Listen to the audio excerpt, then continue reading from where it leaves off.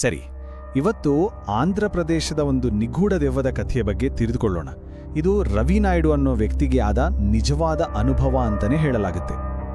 ಕೇಳಿದ್ರಲ್ಲ, ಈ ಒಂದೇ ಒಂದು ವಾಕ್ಯ ಸಾಕು.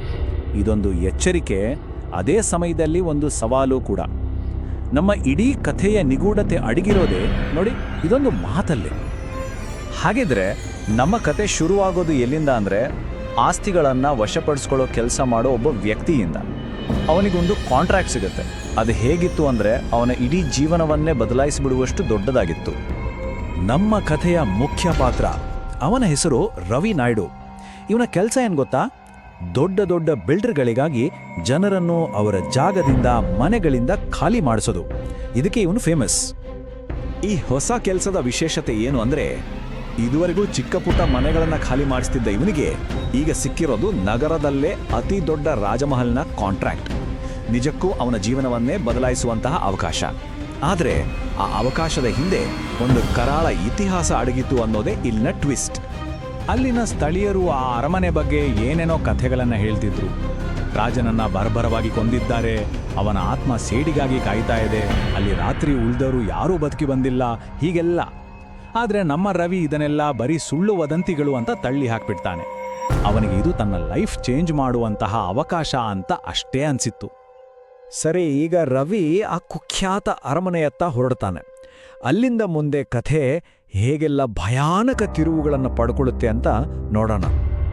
ಅವನು ಅರಮನೆ ಕಡೆಗೆ ಹೋಗ್ತಾ ಹೋಗ್ತಾ ದಾರಿಯೇ ವಿಚಿತ್ರವಾಗ್ತಾ ಬಂತು. ಮೊದಲು ರಸ್ತೆ ಪೂರ್ತಿ ನಿರ್ಜನವಾಯಿತು. ಆಮೇಲೆ ಗಾಳಿನೇ ಒಂಥರ ಭಾರವಾದ ಹಾಗೆ ಅನುಭವ. ಕೊನೆಗೆ ಸುತ್ತಮುತ್ತ ಒಂಥರ ಅಸ್ವಾಭಾವಿಕ ಮೌನ. ಪ್ರಕೃತಿಯೇ ಭಯದಿಂದ ಸ್ತಬ್ಧವಾದ ಹಾಗೆ. ಇಡೀ ವಾತಾವರಣ ಬದಲಾಗಿತ್ತು. ಅಲ್ಲಿ ಹೋಗಿ ನೋಡಿದ್ರೆ ಆ ಅರಮನೆಯ ಬೃಹತ್ ಕಬ್ಬಿಣದ ಗೇಟು ಪೂರ್ತಿ ತುಕ್ಕು ಹಿಡಿದು ಅಲ್ಲಲ್ಲಿ ಬಾಗಿ ಬಳ್ಳಿಗಳಿಂದ ಮುಚ್ಚಿ ಹೋಗಿತ್ತು. ಅದನ್ನು ನೋಡಿದ್ರೆ ಸಾಕಿತ್ತು, ಎಷ್ಟೋ ವರ್ಷಗಳಿಂದ ಇಲ್ಲಿಗೆ ಯಾರೂ ಬಂದಿಲ್ಲ, ಇದು ಕಾಡಿನ ಪಾಲಾಗಿದೆ ಅಂತ ಸ್ಪಷ್ಟವಾಗಿ ಗೊತ್ತಾಗ್ತಿತ್ತು. ಅವನು ತನ್ನ ಬೈಕ್ ಎಂಜಿನ್ ಆಫ್ ಮಾಡಿದ್ನೋ ಇಲ್ವೋ, ಆ ಕ್ಷಣ ಸುತ್ತ ಇದ್ದ ಎಲ್ಲ ಶಬ್ದಗಳು ಮಾಯ. ಆ ಮೌನ ಇದೆಯಲ್ಲ, ಅದು ಶಾಂತವಾಗಿರಲಿಲ್ಲ, ಬದಲಿಗೆ ಎದೆ ಬಡಿತವನ್ನೇ ಹೆಚ್ಚಿಸುವಂತಿತ್ತು. ಅಕ್ಷರಶಃ ಸೂಜಿ ಬಿದ್ರೂ ಕೇಳಿಸುವಷ್ಟು ನಿಶ್ಶಬ್ದ.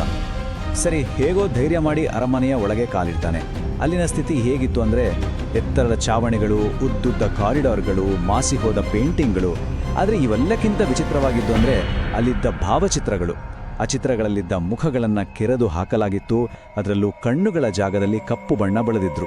ಇದನ್ನೆಲ್ಲ ನೋಡಲೇ ಯಾರೋ ಉದ್ದೇಶಪೂರ್ವಕವಾಗಿ ಈ ಜಾಗವನ್ನು ಹಾಳು ಮಾಡಿದ್ದಾರೆ ಅಂತ ಸ್ಪಷ್ಟವಾಗಿ ಗೊತ್ತಾಗ್ತಿತ್ತು. ಆಗ ಸುಮ್ಮನೆ ಏನೋ ಮಾತಾಡ್ತಾನೆ. ಅವನ ಸ್ವಂತ ಧ್ವನಿಯೇ ಪ್ರತಿಧ್ವನಿಸುತ್ತೆ. ಆದರೆ ಆ ಪ್ರತಿಧ್ವನಿ ಅವನ ಧ್ವನಿ ಆಗಿರಲಿಲ್ಲ. ಅದು ಹೆಚ್ಚು ಆಳವಾದ, ಭಾರವಾದ, ಯಾರೋ ಬೇರೆಯವರೇ ಮಾತಾಡ್ದಾಗೆ ಕೇಳಿಸ್ತು. ಆ ಕ್ಷಣ ಅವನಿಗೆ ಅರ್ಥವಾಯಿತು, ಈ ಜಾಗದಲ್ಲಿ ಏನೋ ಸರಿಯಿಲ್ಲ, ಇಲ್ಲಿನ ನಿಯಮಗಳೇ ಬೇರೆ ಅಂತ. ಸ್ವಲ್ಪ ತಲೆ ಸುತ್ತು ಬಂದ ಹಾಗಾಗಿ ರವಿ ಅಲ್ಲೇ ಮಲ್ಗಿಕೊಳ್ತಾನೆ. ಆದರೆ ಸ್ವಲ್ಪ ಹೊತ್ತಲ್ಲೇ ಒಂದು ಶಬ್ದಕ್ಕೆ ಎಚ್ಚರ ಆಗುತ್ತೆ. ಆ ಶಬ್ದ ತಾನು ಆ ಬೃಹತ್ ಅರಮನೆಯಲ್ಲಿ ಒಬ್ಬಂಟಿಯಾಗಿಲ್ಲ ಅನ್ನೋದನ್ನ ಖಚಿತಪಡಿಸ್ಬಿಡುತ್ತೆ. ಅದು ಎಂಥ ಶಬ್ದ ಗೊತ್ತಾ? ನೆಲದಡಿಯಿಂದ ಬಂದ ಒಂದು ಚೀತ್ಕಾರ. ಅದರಲ್ಲಿ ಹಸಿವು ಮತ್ತು ಎಷ್ಟೋ ವರ್ಷಗಳ ಹಳೆಯ ಕ್ರೋಧ ತುಂಬಿತ್ತು. ಖಂಡಿತವಾಗಿಯೂ ಅದು ಮನುಷ್ಯನ ಧ್ವನಿಯಾಗಿರಲೇ ಇಲ್ಲ. ಆ ಶಬ್ದವೇ ಅವನನ್ನು ಅರಮನೆಯ ಮತ್ತಷ್ಟು ಆಳದ ರಹಸ್ಯದ ಕಡೆಗೆ ಎಳೆದುಕೊಂಡು ಹೋಯಿತು. ಆ ಶಬ್ದವನ್ನೇ ಹಿಂಬಾಲಿಸ್ಕೊಂಡು ಹೋದಾಗ ಅವನಿಗೊಂದು ಕೋಣೆ ಕಾಣಿಸುತ್ತೆ. ಅಲ್ಲಿನ ದೃಶ್ಯ ನೋಡಿ ಅವನಿಗೆ ಶಾಕ್ ಆಗತ್ತೆ. ರಕ್ತ ಸಿಕ್ತ ಸರಪಳಿಗಳು ಮತ್ತು ಮಧ್ಯದಲ್ಲಿ ಒಂದೇ ಒಂದು ದೀಪ ಉರಿತಾ ಇತ್ತು. ಆಶ್ಚರ್ಯ ಅಂದರೆ, ಅಲ್ಲಿ ಒಂದು ಚೂರು ಗಾಳಿನೂ ಇರಲಿಲ್ಲ. ಆದರೂ ಆ ದೀಪದ ಜ್ವಾಲೆ ಕಿಂಚಿತ್ತು ಅಲುಗಾಡದೆ ಸಂಪೂರ್ಣ ಸ್ಥಿರವಾಗಿ ಉರಿತಾ ಇತ್ತು. ಅವನು ಅದನ್ನೇ ನೋಡ್ತಾ ಇರುವಾಗ ಪಕ್ಕನೆ ಆ ದೀಪ ಆರಿ ಹೋಗುತ್ತೆ. ಅದೇ ಕ್ಷಣ, ನೀನು ಇಲ್ಲಿ ವಶಪಡಿಸಿಕೊಳ್ಳಲು ಬಂದಿದ್ದೀಯಾ ಅಂತ ಒಂದು ಧ್ವನಿ ಅವನ ಕಿವಿಯಲ್ಲೇ ನೇರವಾಗಿ ಪಿಸುಗುಟ್ಟಿದ ಹಾಗಾಗುತ್ತೆ. ಆಗ ಅವನಿಗೆ ಗೊತ್ತಾಗಿದ್ದು, ಆ ಅರಮನೆಯಲ್ಲಿದ್ದ ಮೊದಲ ದುಷ್ಟಶಕ್ತಿ ಅವನ ಜೊತೆ ಮಾತಾಡ್ತಿದೆ ಅಂತ. ಆ ಧ್ವನಿ ಕೇಳಿದ ತಕ್ಷಣ ಇದ್ದಕ್ಕಿದ್ದಂತೆ ರವಿಯ ಕಣ್ಮುಂದೆ ಒಂದು ದೃಶ್ಯ ಹಾದು ಹೋಗುತ್ತೆ.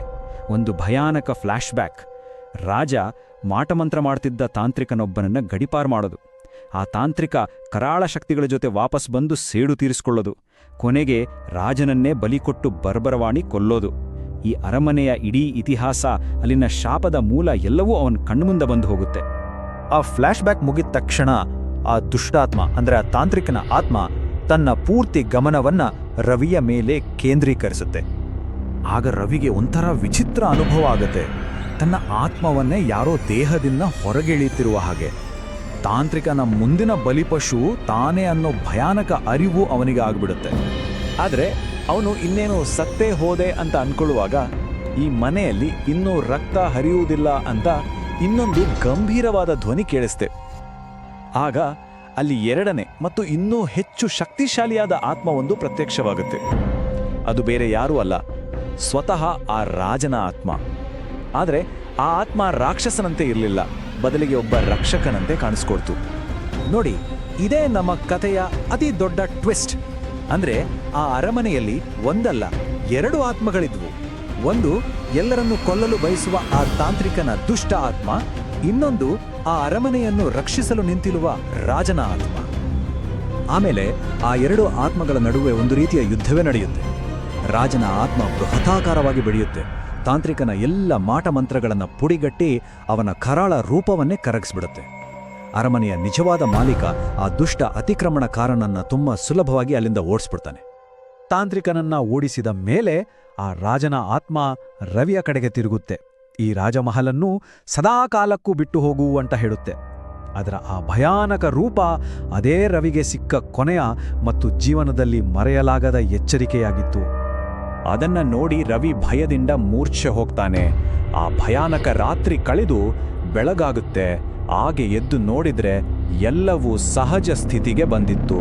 ರಾತ್ರಿ ನಡೆದಿದ್ದಕ್ಕೆ ಯಾವುದೇ ಕುರುಹೂ ಇರಲಿಲ್ಲ, ಏನು ನಡೆದಿಲ್ಲವೇನೋ ಅನ್ನೋ ಹಾಗೆ. ಅಷ್ಟೇ, ರವಿ ಅಲ್ಲಿಂದ ಓಡಿ ಹೋದವನು ಮತ್ತೆಂದೂ ಆ ಕಡೆ ತಲೆ ಹಾಕಲೇ ಇಲ್ಲ. ಆ ಅರಮನೆಯನ್ನ ಅದರ ರಹಸ್ಯಗಳಿಗೆ ಬಿಟ್ಟುಬಿಟ್ಟ. ಇದರಿಂದ ಆ ಸ್ಥಳೀಯ ದಂತಕಥೆ ಇನ್ನಷ್ಟು ಬಲವಾಯಿತು. ಇದೆಲ್ಲವೂ ನಮ್ಮನ್ನ ಒಂದು ಅಂತಿಮ ಪ್ರಶ್ನೆಗೆ ತಂದು ನಿಲ್ಲಿಸುತ್ತೆ. ಹಾಗಿದ್ರೆ ಆ ಅರಮನೆ ರಾತ್ರಿಯ ಸಮಯದಲ್ಲಿ ನಿಜವಾಗಲೂ ಜೀವಂತವಾಡುತ್ತದೆ?